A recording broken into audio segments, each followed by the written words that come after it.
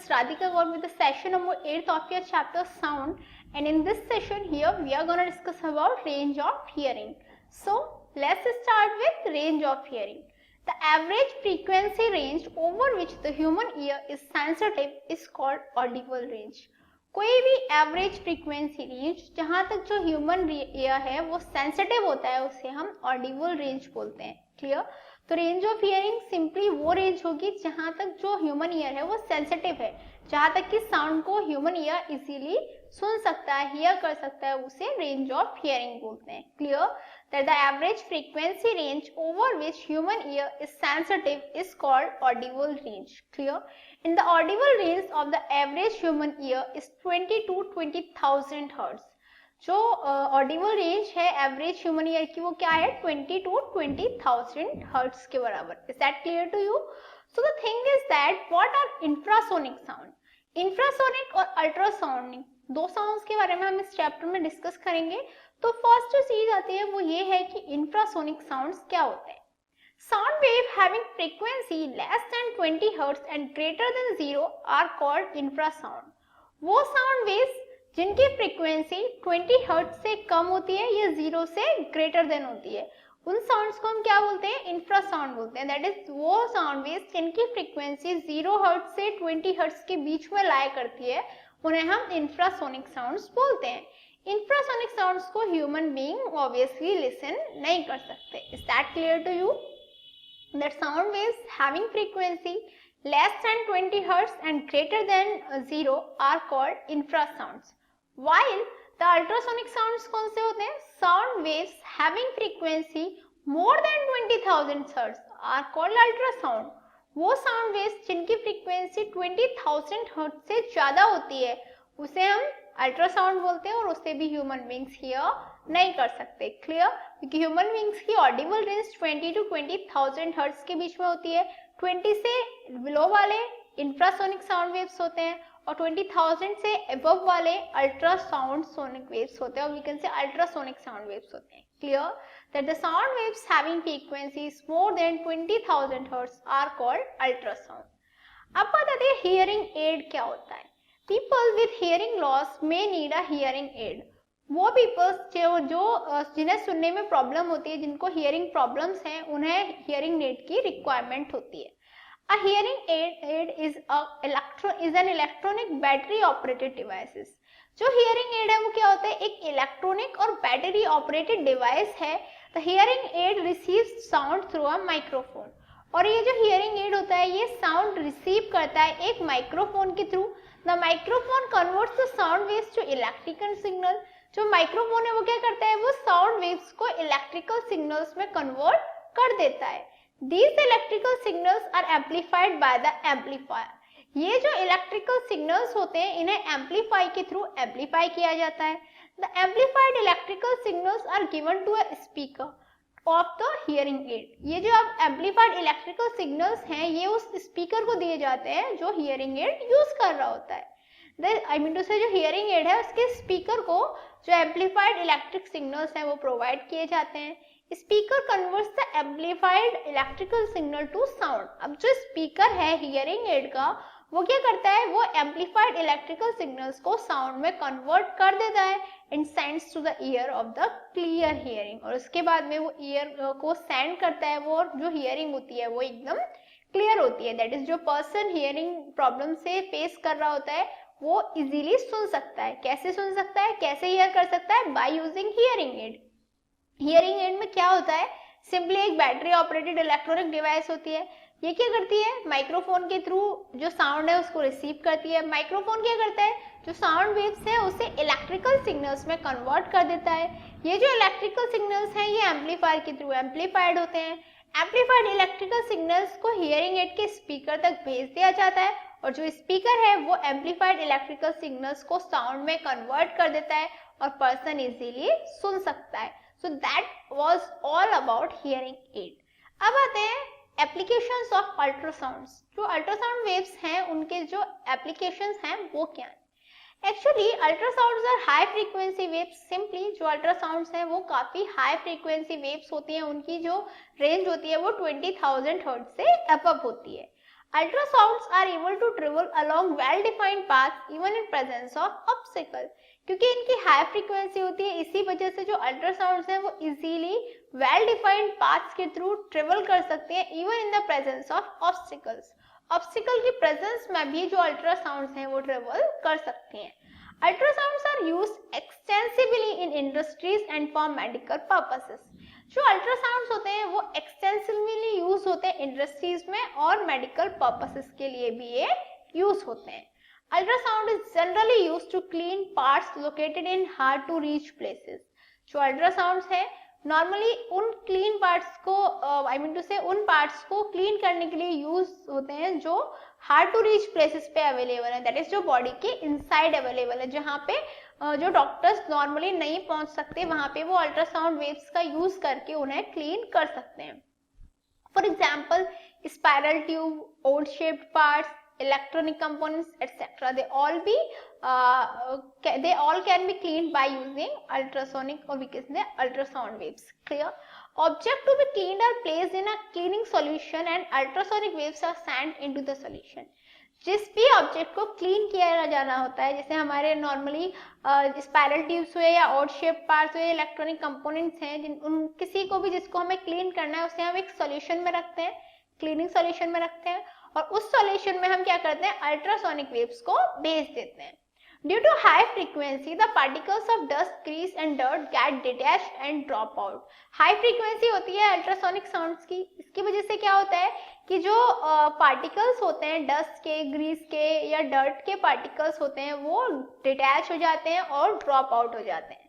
The objects दस gets clean thoroughly, और जो ऑब्जेक्ट है वो क्लीन हो जाता है. नेक्स्ट एप्लीकेशन इसकी इसमें आती है. नेक्स्ट एप्लीकेशन ये है that ultrasounds can be used to detect cracks and flaws in metal blocks.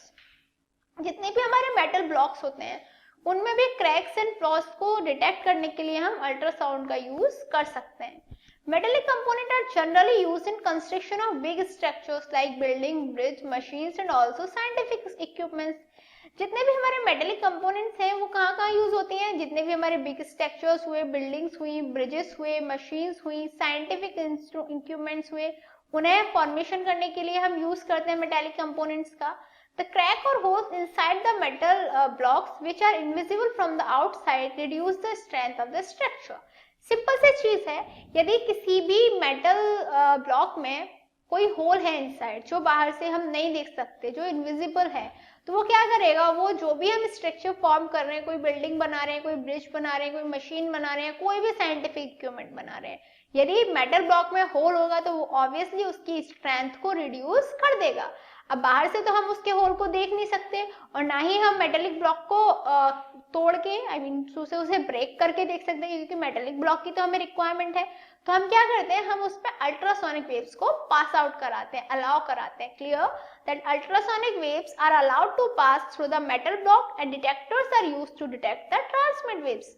हम क्या करते हैं, अल्ट्रासोनिक वेव्स को अलाउड कराते हैं, उससे पास होने को मेटल ब्लॉक को, डिटेक्टर्स जो है वो ट्रांसमिटेड वेव्स को डिटेक्ट कर लेते हैं. If there is even a small detect, यदि कोई भी स्मॉल डिटेक्ट होता है, एक छोटे से छोटा होल भी वहां पे प्रेजेंट होता है, the ultrasonic gets reflected back indicating the presence of flow और डिफेक्ट. तो जो अल्ट्रासोनिक जो अल्ट्रासाउंड्स होती हैं वो रिफ्लेक्ट बैक के आ जाती हैं, जिससे हम ऑब्वियसली ये पता लगा सकते हैं कि ये जो मेटल ब्लॉक है इसमें कोई ना कोई फ्लॉ, कोई ना कोई डिफेक्ट अवेलेबल है. जैसे यहाँ पे आप देख सकते हो, हमने यहाँ से अल्ट्रासाउंड पास करें, ये मेटल ब्लॉक है, जब अल्ट्रासाउंड हम पास करेंगे तो क्या होगा, ये डिटेक्टर्स है, ये डिटेक्ट करते जाएंगे. सपोज यहाँ पे कोई एक फ्लॉ है, कोई डिटेक्ट है, कोई होल है, तो क्या होगा, जो अल्ट्रासाउंड हमने पास किया था वो यहीं से बैक होके आ जाएगा, रिफ्लेक्ट होके आ जाएगा, डिटेक्टर पे डिटेक्ट नहीं होगा, और जिससे हम ये पता लगा सकते हैं कि यहाँ पे कोई ना कोई फ्लॉ अवेलेबल है. दैट इज वाई इस मेटल ब्लॉक को रिप्लेस कर दिया जाए किसी दूसरे मेटल ब्लॉक से जिसकी स्ट्रेंथ बेटर हो. नेक्स्ट है that ultrasonic waves are made to reflect from various parts of the heart and from the image of the heart. This technique is called echocardiography. जो अल्ट्रासोनिक वेव्स होते हैं वो क्या करते हैं, वो रिफ्लेक्ट हो जाते हैं various parts of the heart, heart के वेरियस पार्ट से रिफ्लेक्ट हो जाते हैं और हार्ट की इमेज फॉर्म करते हैं. ये जो टेक्निक है इसे हम इकोकार्डियोग्राफी बोलते हैं, ECG. जो हार्ट पेशेंट्स होते हैं उनके लिए ये रिपोर्ट्स काफी important रहती हैं। Also, ultrasound may be employed to break small stones formed in the kidneys into fine grains. These grains later get flushed out with urine. जो अल्ट्रासाउंड्स होते हैं, ये जो इतने किडनीज में जो स्टोन्स हो जाते हैं, स्टोन फॉर्मेशन हो जाता है, उनको भी ब्रेक करने के लिए वर्क में आते हैं। वो स्टोन्स को फाइन ग्रेन्स में कन्वर्ट कर देते हैं और ये जो ग्रेन्स हैं यूरिन के साथ में फ्लश्ड आउट हो जाते हैं। क्लियर। नेक्स्ट एप्लीकेशन ये है कि जो हमारे अल्ट्रासाउंड स्कैनर होते हैं वो एक ऐसा इंस्ट्रूमेंट है which uses ultrasonic waves for getting image of internal organs of the human body.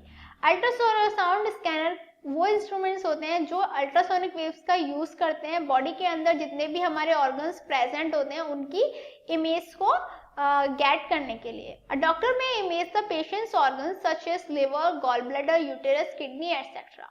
जो डॉक्टर है वो अल्ट्रासाउंड स्कैनर के थ्रू जो पेशेंट के लिवर, गॉल ब्लैडर या यूटेरस या किडनी जैसे जो ऑर्गन्स हैं उनकी इमेज ले सकता है। It helps the doctor to detect abnormalities such as stones in the gallbladder and kidneys or tumors in different organs. इसकी वजह से क्या होता है, जो डॉक्टर है वो इजीली एबनॉर्मेलिटीज को डिटेक्ट कर सकता है, जैसे जो स्टोन्स हैं यदि गॉल ब्लैडर में या किडनी में या ट्यूमर्स हैं किसी भी डिफरेंट ऑर्गन्स में, तो उसे डॉक्टर इजीली डिटेक्ट कर सकता है। In this technique, the ultrasonic waves travel through the tissue of the body and gets reflected from the region where there is a change of tissue density. इस technique में क्या होता है कि जो अल्ट्रासोनिक वेव्स हैं वो ट्रेवल करती हैं बॉडी के टिश्यू के थ्रू और वो रिफ्लेक्ट होके आ जाती है उस रीजन से जहां पे टिश्यू डेंसिटी में चेंज उन्हें दिखाई देता है। These waves are often, these waves are then converted into electrical signals that are used to generate image of the organ.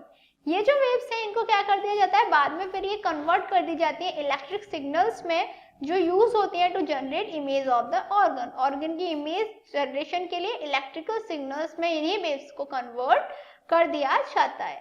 These images are then displayed on a monitor or printed on a film. ये जो images होती हैं ये एक monitor पे display होना start हो जाती है और इसको एक फिल्म पे भी हम प्रिंट कर सकते हैं। This technique is called ultrasonography. इसी टेक्निक को हम अल्ट्रासोनोग्राफी कहते हैं। And ultrasonography is also used for examination of fetus during pregnancy to detect congenital defects and growth abnormalities. ये जो अल्ट्रासोनोग्राफी है ये जब fetus का प्रोडक्शन होता है, दैट इज fetus का एग्जामिनेशन होता है, तो उस टाइम पे भी हम प्रेगनेंसी के टाइम पे भी अल्ट्रासोनोग्राफी कराते हैं to detect congenital defects and growth abnormality. That is जो बेबी है उसको कोई कॉन्जेनिटल डिफेक्ट्स ना हो, कोई भी ग्रोथ एबनॉर्मलिटीज नहीं हो रही हो। तो सिंपल है, जो अल्ट्रासोनोग्राफी है उसमें हम क्या करते हैं, उसमें हम अल्ट्रासोनिक वेव्स का यूज करते हैं, उससे बॉडी के अंदर पास आउट करा के अल्ट्रासोनिक वेव्स को हम क्या करते हैं, जो उसकी इमेज है, जो भी डिफेक्टेड पार्ट है उसकी इमेज को हम मॉनिटर पे प्रिंट कर लेते हैं, मॉनिटर पे या स्क्रीन पे देख सकते हैं, जिसके थ्रू डॉक्टर ये पता लगा सकते हैं कि जो पर्सन है वो किस प्रॉब्लम से फेस कर रहा है, उसमें क्या एबनॉर्मलिटीज हैं या क्या डिफेक्ट्स हैं। क्लियर। बात अब it's a time for challenging question mark and today's question is write two main properties of ultrasound. आपको अल्ट्रासाउंड की दो मेन प्रॉपर्टीज के बारे में बताना है and your time's start now. 1 2 3 4 5 time's up. So have you answered about this question? Let's check out. Actually first है high frequency. जो अल्ट्रासाउंड्स होते हैं उनकी जो फ्रीक्वेंसी होती है वो काफी हाई होती है, so they have high frequency and these travel along well defined path even in presence of a obstacle. जो अल्ट्रासाउंड्स होते हैं वो एक वेल डिफाइंड पाथ में ट्रेवल करते हैं, बेशक वहां पे ऑब्स्टिकल के प्रेजेंस हो। तो दो कौन कौन सी मेन प्रॉपर्टीज होंगी अल्ट्रासाउंड्स की, दे have high frequency and these travel along well defined path even in the presence of obstacles. Clear? So what did we learn today? आज हमने क्या स्टडी किया? आज हमने काफी सारी चीजें डिस्कस करी related to the obviously related to the ultrasound. हमने मेन हियरिंग एड के बारे में स्टडी किया, हमने इंफ्रासोनिक साउंड के बारे में स्टडी किया, हमने अल्ट्रासाउंड वेव्स के बारे में स्टडी किया, उसके साथ साथ हमने अल्ट्रासाउंड की एप्लीकेशंस के बारे में भी स्टडी किया। I think this was enough for this session. In next session, we are going to discuss more about this chapter.